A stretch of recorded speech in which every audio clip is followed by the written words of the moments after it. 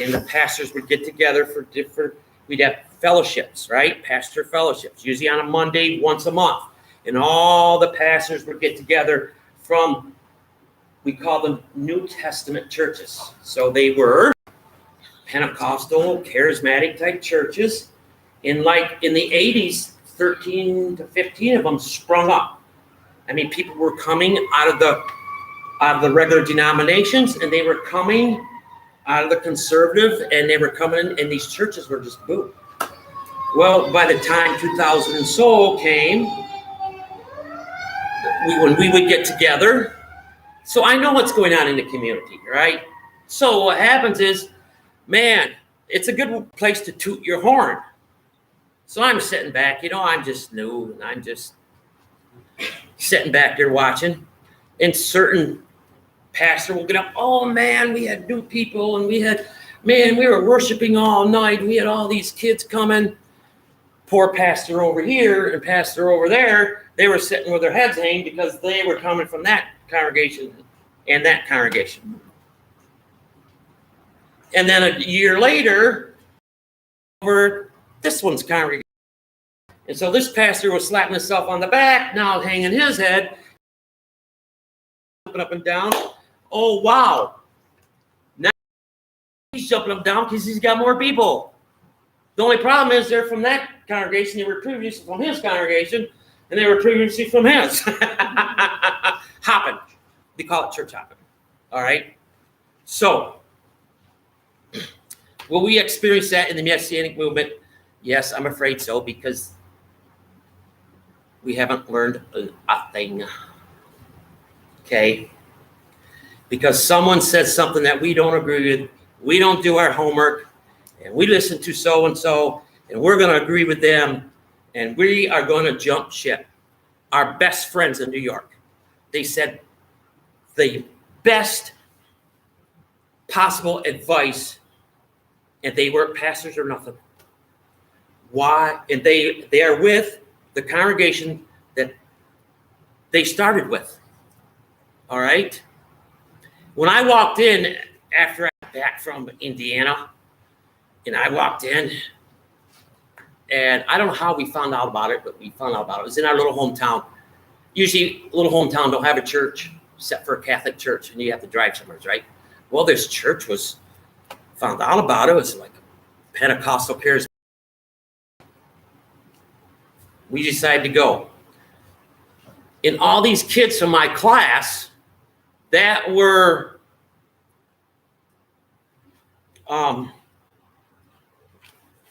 didn't want to they could party, put it that way.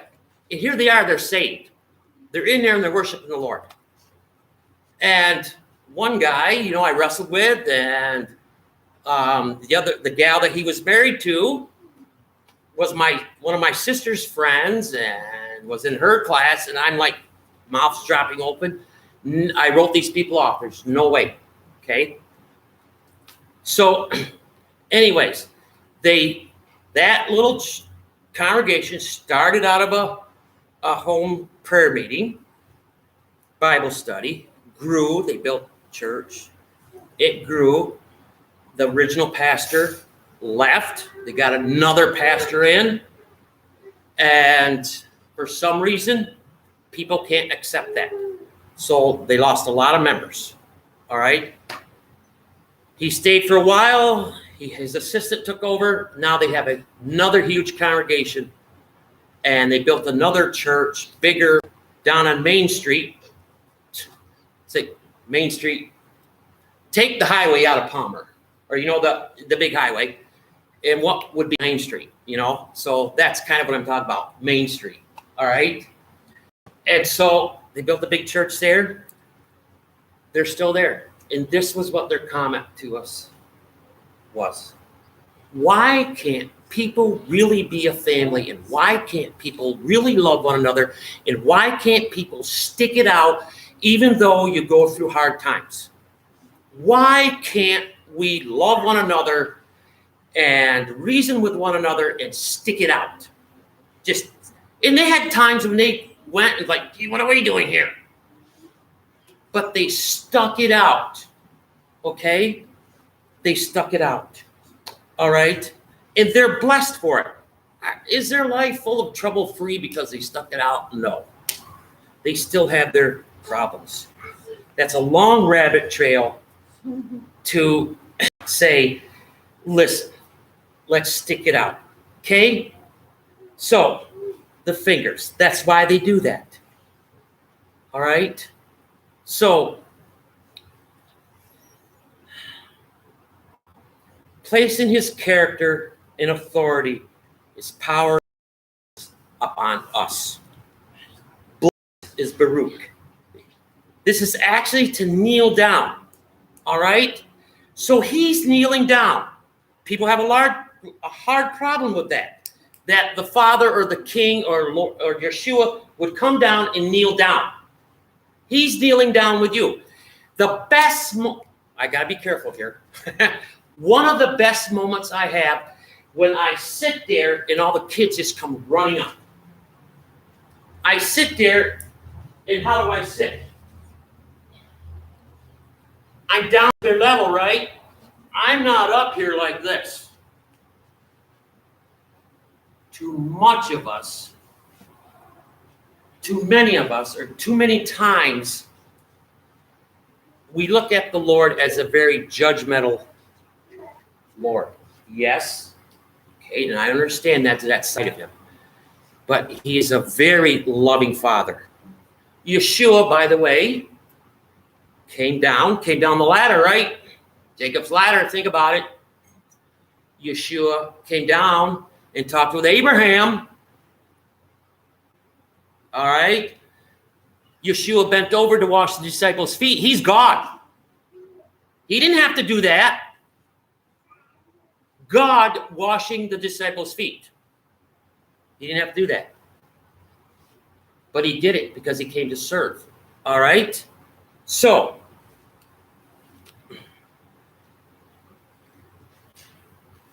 to kneel down, bless. So when you want to bless somebody, do you actually bring yourself down, okay, and bless them with a blessing? Or do you stand over them high and mighty? Okay, keep. I don't know how to pronounce these words. Shaman or Shamer? Head, what's that? Shamer? Hedge about with thorns. Okay? To keep you. So he's going to hedge thorns around you. Isn't it in Hosea? Oh. To hedge, I think it's Hosea. But anyways. So, when they were watching their sheep in the fields, what did they do? They put a makeshift fence around. So they found thorn bushes, right? Okay? The shepherds are putting thorns around the flock. That keeps the predators out, keeps them in. Okay? So my experiences with thorns. Of course, I was raised on a large farm, and I was working for a farmer too, and he had this yearling heifer. So it was big enough to be out in the pasture all summer long. Couldn't get her in. She became wild. It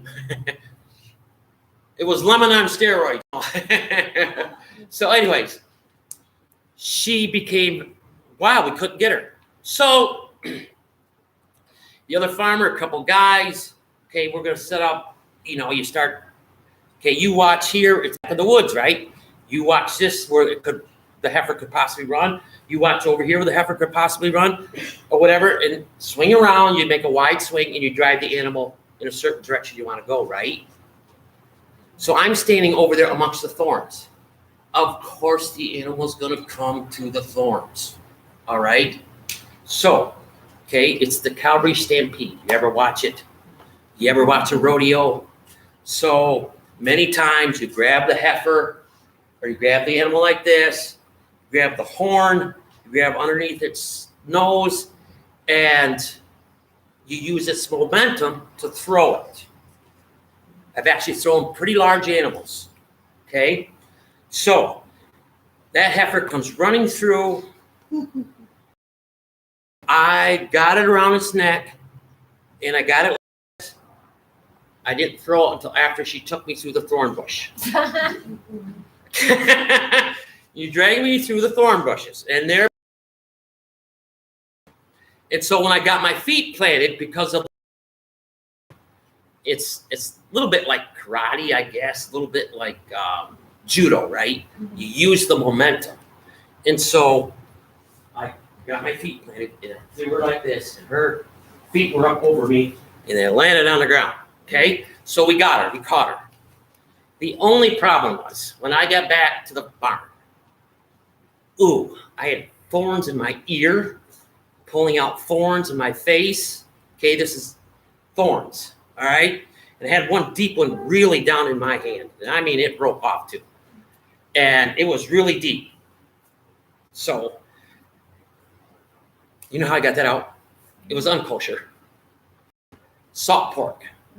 Scrape the salt and pork, and you put it on your hand, put a Band-Aid over it. And the next morning when I woke up, the thorn was laying in the Band-Aid. And it was so deep down and I couldn't get it out. So it drew it right out. Unkosher. That was my unkosher days. Okay. So thorns. So they're very good and they will protect. Trust me, that hurt. Okay. So face. Face. Panim is plural.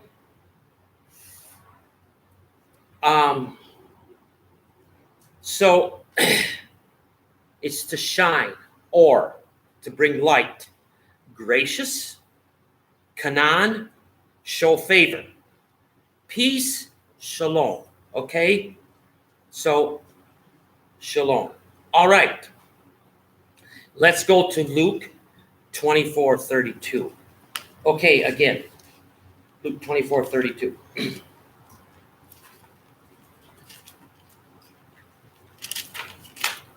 Okay, Luke 24:32.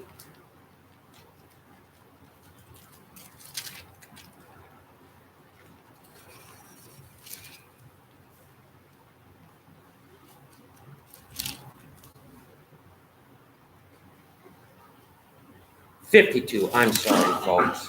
52. Okay, so here is Yeshua after he's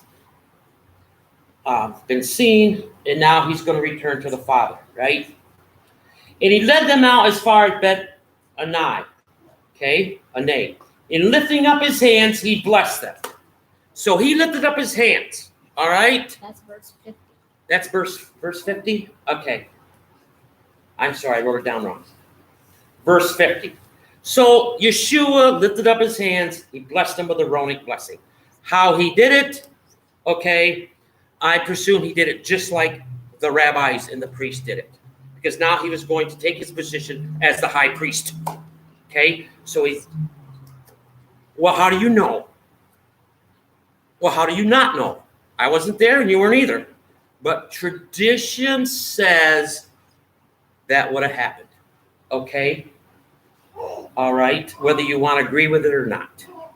So, let's go to Revelations 22, 1 through 5. But I want to go back to this verse quick, and I'm going to read it to you, and we'll soon be out of here. Okay? Back to Numbers 6, but go to Revelations 22. So, thus they shall put my name on the children of Israel, and I myself shall bless them. They shall put my children of Israel. Probably one of my most favorite chapters is Revelation 21 and 22. Okay? They're becoming, the more I read them, the greater they are becoming within me. I love them because this is our blessed hope. Okay? And he showed me a river of water of life, clear and crystal, coming from the throne of Elohim and of the Lamb. So we got a oneness, right? They're together, Elohim and the Lamb. In the middle of the street, on either side of the river, was a tree of life, which bore 12 fruits. We're coming back to the garden, folks. And each tree yielding its fruit every month. The leaves of the trees are for the healing of the nations. Why do you need trees that heal? This is the garden. This is after everything's done. Why do you need the trees that heal? Why do you need leaves that heal? I thought you don't need no healing in heaven. Just a question. I got my thinking on this. Okay. Healing of, notice it's the nations. And no longer shall there be any curse. Okay. Notice I referred to Deuteronomy. You have the blessings and curses there. But I referred to the blessings. Okay. And the throne of Elohim and the Lamb shall be, and the throne of Elohim and of the Lamb shall be in it. The servant shall serve him. And they shall see his face, and his name shall be written on their foreheads. Isn't that cool? All right. So it's back in Numbers is here also. Awesome. So we want the name written on our foreheads. And I love the blessing. When I first heard the Aaronic Blessing, I thought, and I was a kid, and it's not done much where I was, and there was something about it when I first heard it. I want that. I want that. And every time I pray it, it's becoming, how do I want to word this? Real. It's there. How do I want to more describe it? I want it in my life. I gotta have it. Okay? I gotta have it. Joyful. It's powerful. The power that's in this Aaronic blessing. Okay? How do you look at it? Do you look at it nonchalant? Or are you really, really wanting God's blessing? Do you really understand the power of that blessing? And what the Lord, and how the Lord wants to bless you. Okay. So, any thoughts? Let me read it in another way. I don't believe there's any W.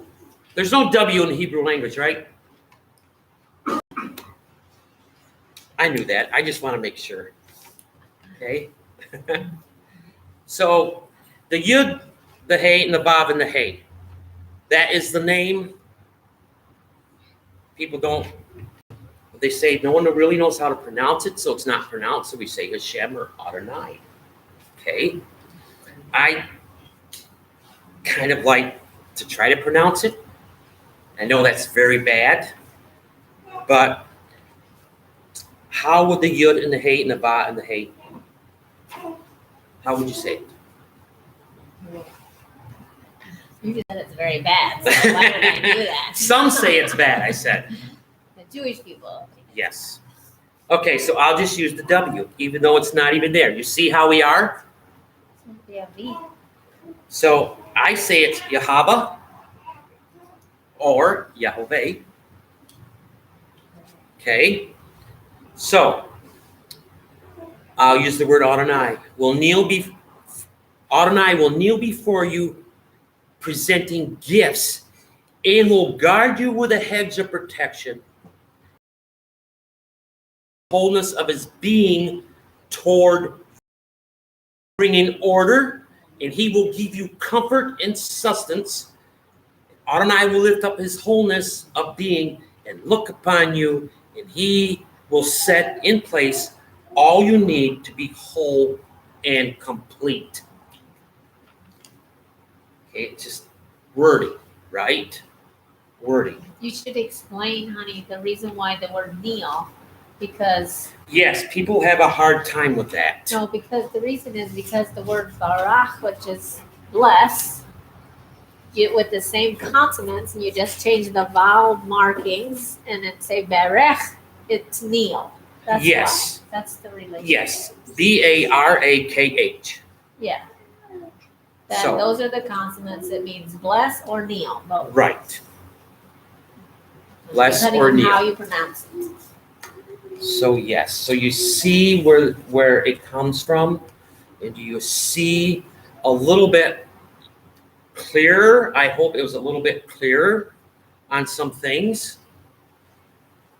All right, any questions?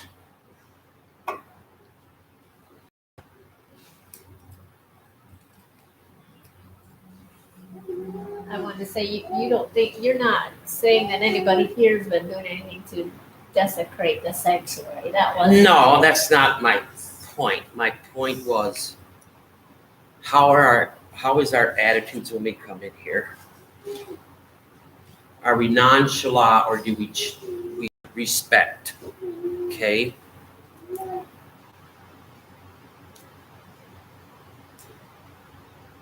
No thoughts? Okay. Okay, yeah. Blessings and shalom, everyone. Be blessed.